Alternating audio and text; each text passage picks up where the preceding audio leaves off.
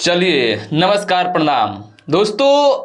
आज खेसारी लाल यादव जी का इस साल 2024 के दूसरा देवी गीत का पोस्टर को रिलीज किया गया है। अभी अभी आप लोग देख सकते हैं पोस्टर पर टाइटल लिखा हुआ है भोले ऐलू देवी माई।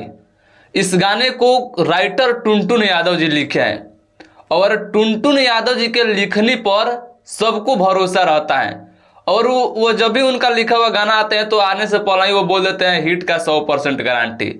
तो राइटर टुनटुन यादव जी इस गाने को लिखे हैं और राइटर टुनटुन यादव जी पर सबको भरोसा है कि वो अच्छा लिखे होंगे।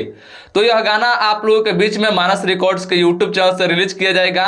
इस गाने को खेसारी लाल यादव जी के साथ में शिल्पी राज मिलकर के गाई है और आर्या शर्मा जी म्यूजिक दिया है और खेसारी भैया के साथ में वीडियो में एक्ट्रेस रहेंगी डिम्पल सिंह। पिछले वीडियो में भी डिम्पल सिंह और इस वीडियो में भी डिम्पल सिंह।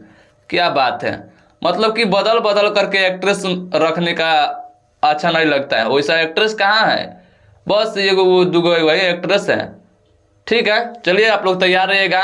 बहुत जल्द हो सकता है कि कल यह गाना आप लोगों के बीच में मानस रिकॉर्ड से आ जाए। तैयार